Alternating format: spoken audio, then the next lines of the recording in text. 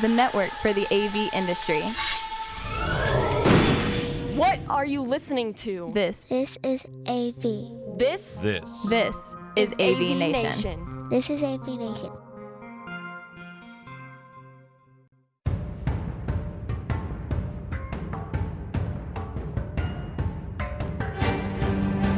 Welcome, everyone, to another episode of Women in AV podcast. With me today, I have my amazing co-host, Jennifer Goodyer.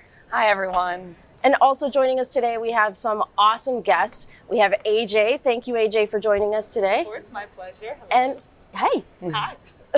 And Effi Goldstein, Thank new you. president of HDBaseT Alliance. That's Thank you true. for joining us. Thank you. Thank you for having me. Absolutely. So, Jen, I don't know if you want to kick off this conversation. We have so much to cover. Yes. We are here live at InfoComm. Yes, live at InfoComm. Lost our voices already, but we're here. But I would love to start off by asking how you each got into the industry. So would you like to kick that one off for us, AJ? Sure, I will. So back when I was a freshman in high school, which wasn't really that long ago, I was going to be an actress. I wanted to do theater, and I wanted to pursue theater, obviously, because I just said I wanted to do theater. And I was going to do all the plays, and I actually auditioned for them. Did terrible. It was actually really embarrassing. Like, I practiced my monologue the day of. It was bad. Anyway, so I wanted to become a thespian, and to become a thespian, you needed to get 10 points, and I only had 5. So one day my drama teacher comes up to me. She's like, I know you want to be in, our thespian class, and you need more points. If you run sound for Godspell, you'll get those 5 points. And that was like, run sound?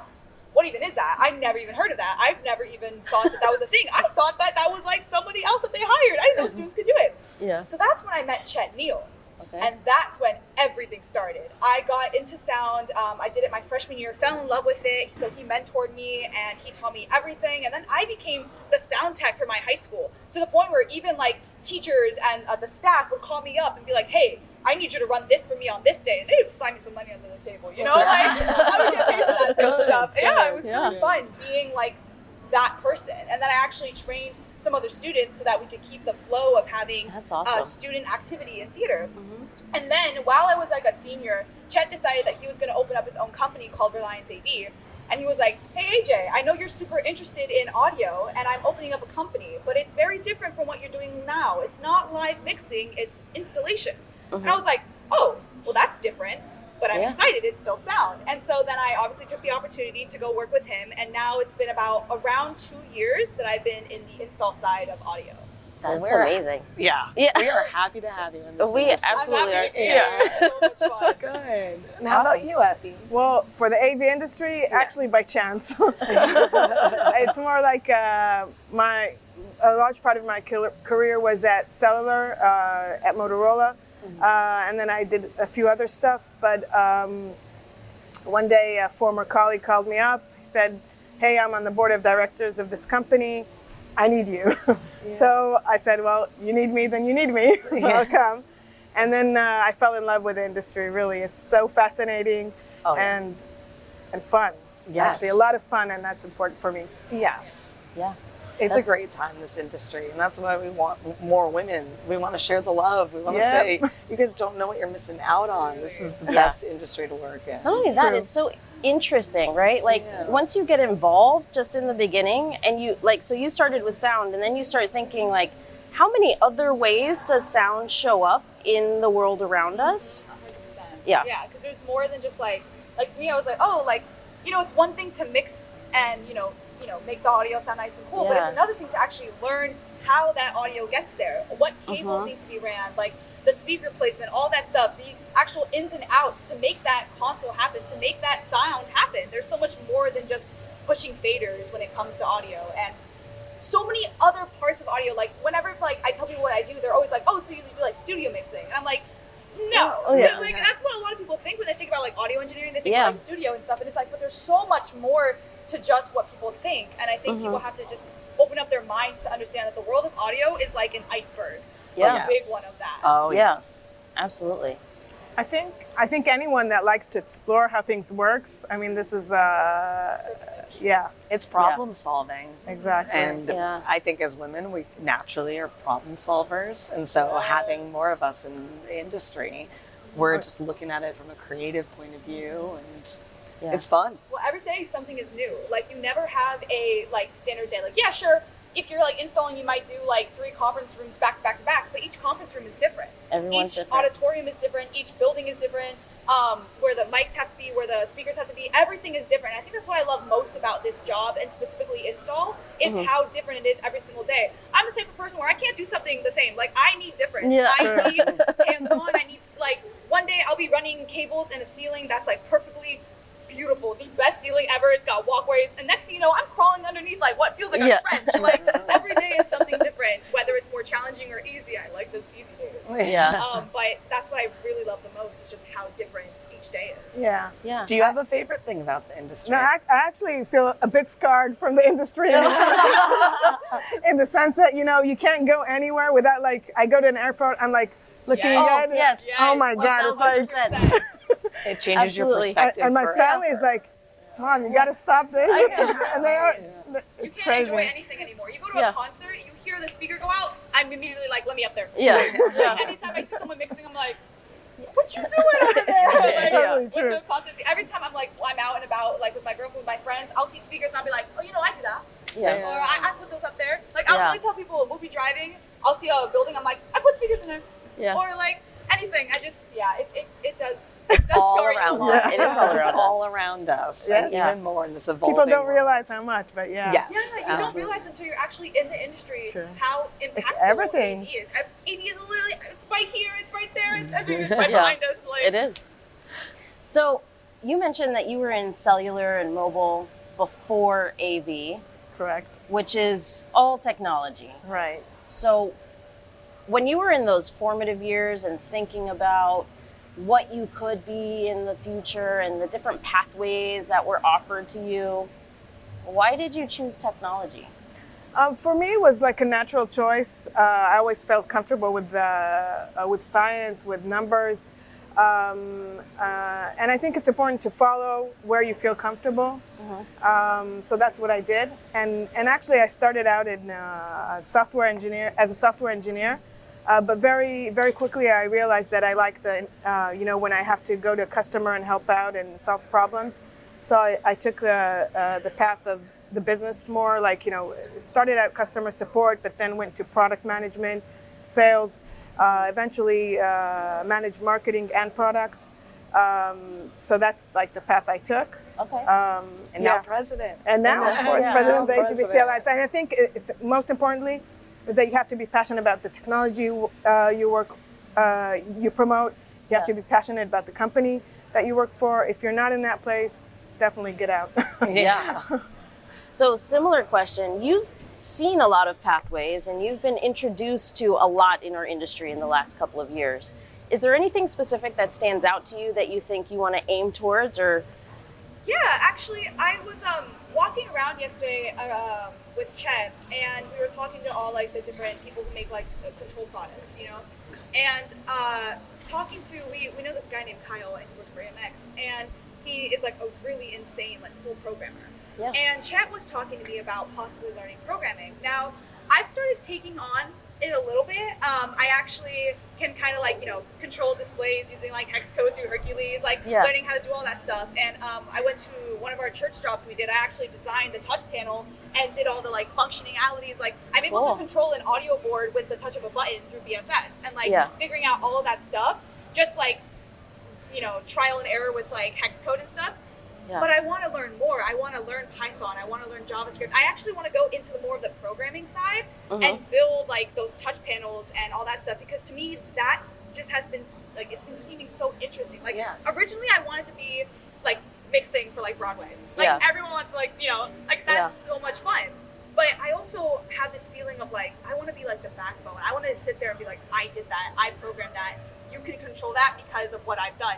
And I'll like literally record videos. Like, just the other day, I was at a club that I'm working at, and I was trying to figure out why I couldn't get control over the TVs. Yeah. And so I was doing all of my troubleshooting, and email tech support, didn't get back to me, whatever, I'll handle it on my own.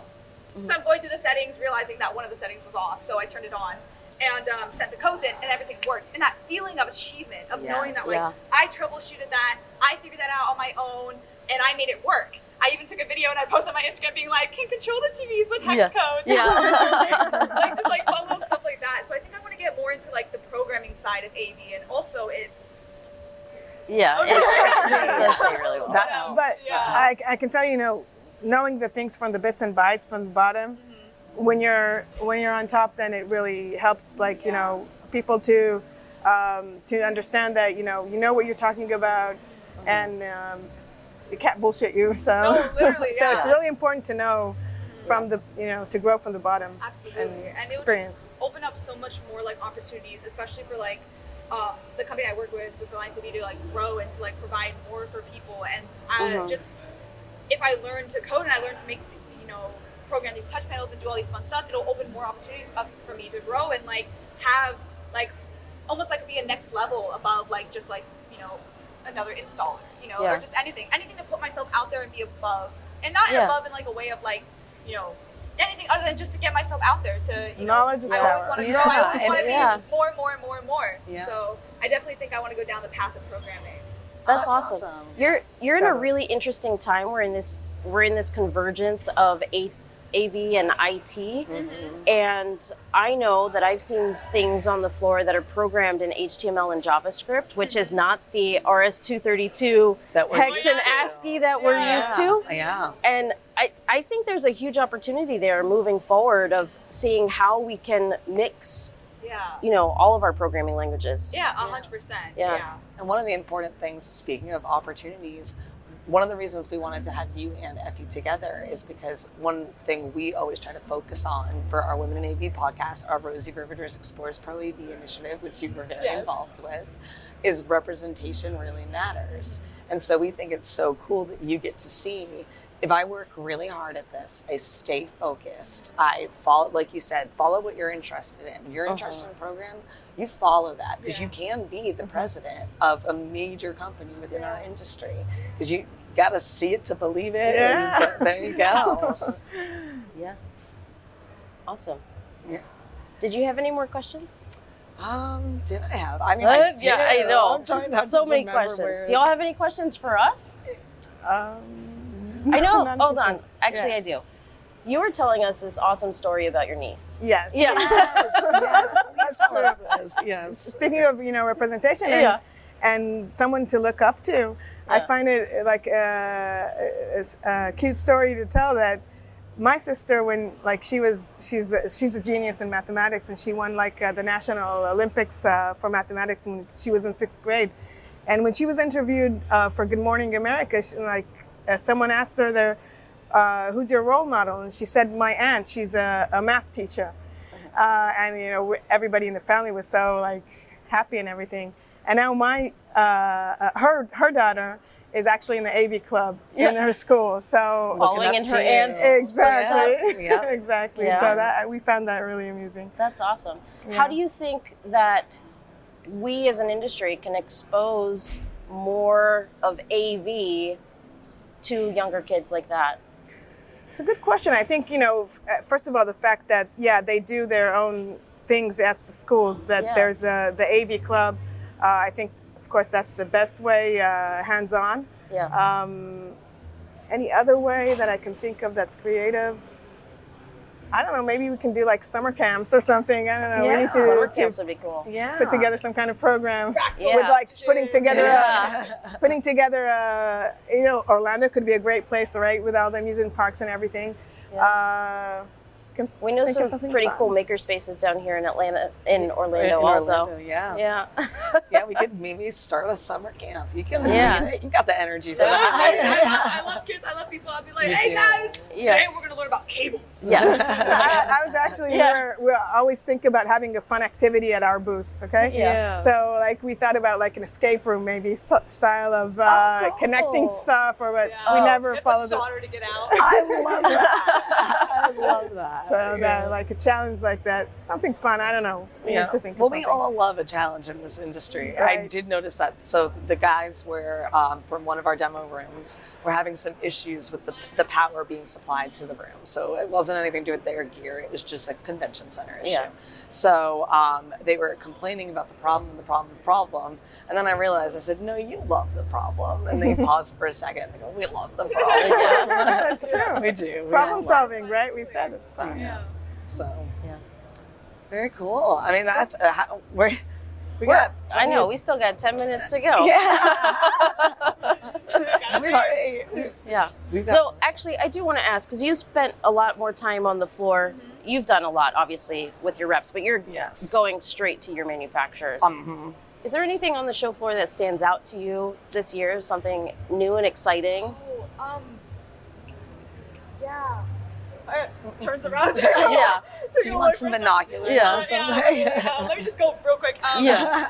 Well, I think what was really interesting, for one, I always love seeing the soundboards. So I went and spent some time by Alan and Heath and was just like playing around and stuff. I love looking at all the different boards that are out there. There's something like so satisfying about it, like just looking at boards and being like, that's nice. Yeah. Like I was literally reminiscing about the GLD. Like I felt like I'm only 20 years old, but I was like, oh, the GLD. You guys remember when the GLD like. But that's what you learned on. Yeah, isn't it? exactly. Yeah. That's what I learned on. And then also what I found really interesting was the new product line that AMX is releasing, which is they're gonna have a new like control system that will talk with all universal like code and everything like that. And I thought that was pretty interesting, which is again what the highlighted me being like, oh, I want to learn Python. Just like came up, and I was like, yeah, I want to learn code.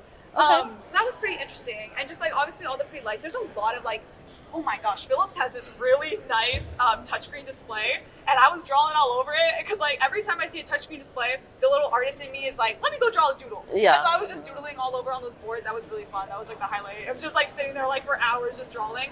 But a lot of like the cool LED walls, like it's insane how much like lights and stuff we have out today. And there's, I don't know if it's just like me, but I feel like there's a lot more lights this year that I noticed. And so yesterday I was walking out with Chet and Ashley, who Ashley's my coworker. She does lights specifically. Sure. And we were just walking around, and I was looking at all of them. And even though I don't really specialize in lights, it was really cool seeing all the different types.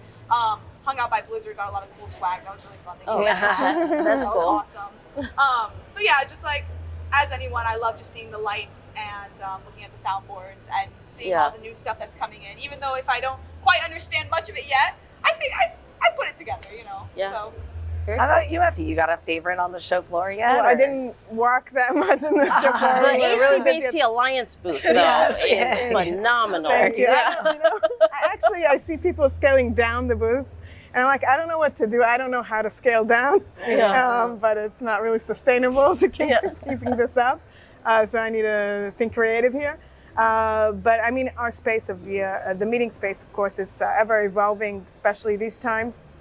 So it's really interesting to see from show to show since COVID how many advancements. I mean, it used to be like AV would be whatever, screen, sound, light, and all that. And suddenly, like half of the show floor is cameras and all kinds of solutions around cameras. That's great. So it's like another whole thing. Yeah. And of course, AI along to that. So that's really interesting to see how that plays out. Yeah, because AV is no longer a nice to have. It is an absolute necessity. You need to have good AV. And it's I love the combination. It's not only the equipment. It's not only the fact that you need the backbone network. It's also space design, which I'm really into. So it's like a combination of it all. It's amazing. That's awesome.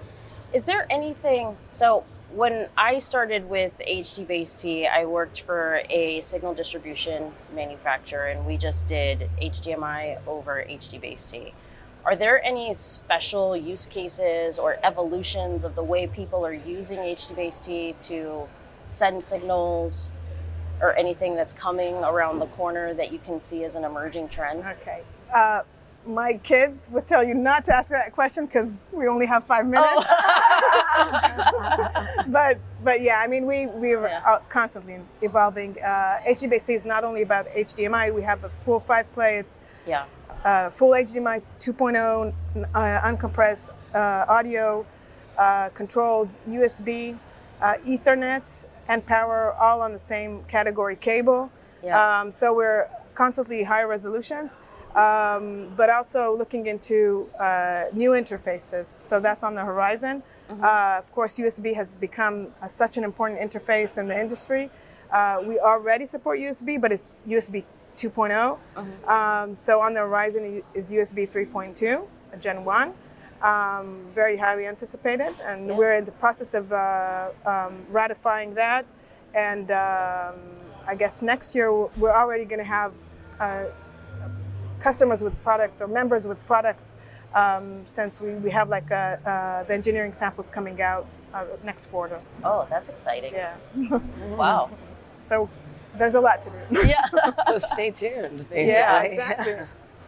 But by the way, on the use cases, I mean, we're here in the AV, but as we mentioned, AV is everywhere. Yeah. And so there's a lot of adjacent markets, actually, like in healthcare. And like we see our technology, and we saw it in ventilation machines during COVID. I was like, Oh, wow. interesting. Yeah. Okay. Stuff like that. So in industrial, and there's a lot of adjacent markets that are, Okay. yeah. I would fascinating. never have thought that to see it in healthcare in that way. I would think maybe telehealth or something like that, not actually. No, in because you healthcare have the infrastructure. ventilation machine, and they want it to be away from the patient, right? Right, Yeah. but So- they need to track it. And Exactly. Yeah. wow, that's pretty It incredible. needs to travel longer than a standard distance. Probably. yeah, probably. Yeah. Yeah. Very That's cool. fascinating. Yeah, it is. Very cool. Well, thank you, ladies, for Yes. joining us today. Thank you, AJ. Thank you. I know. It's early. We're tired, but we have an entire show ahead of us. Yep. We thank Absolutely. you guys so much for taking the time to join us this Yeah. morning. It's been great. Thank you. AJ, where can people find you? People can find me. Well, I gotta make a LinkedIn. Yeah. Y'all can find me on my Instagram. AJ from Sports. Now she really made me feel old. I will make a LinkedIn ASAP. But if you want to get in contact with me, I am primarily active on my Instagram, which I know isn't the most professional thing, but like I post a lot of cool AV pictures there, so you can check them out at AJ from Sports. I do not play sports though. Oh. It was AJ comes from being in high school when I was a sports news anchor, and my teacher was like, make a stage name, so I called myself AJ. So then I put AJ from Sports because I was a sports news anchor. I should that now makes call it sense. AJ in the Attics though, because I'm in the Attics. Yes. Oh, that would be good. That's You most you of the can pictures change I your see. handle. Yeah, right. I know I should change my Yeah. because it doesn't really make sense. No. There's no sports in people. And how about you, Effie? Effie, where can people find you? First of all, here at the show, Yeah, of course, yeah. and right in the center, Yeah. the beacon of the show, of course, and on LinkedIn. Yeah. I don't have Instagram. Like I do, it's not active. Yeah. All right. Effie Goldstein on LinkedIn. Yeah. Yeah. Awesome. Thank you, Jennifer. Thank you, ladies, for joining us today. Thank you for having us. All Thank you, right. Erica. All right, that's a wrap from Women in AV. Yeah.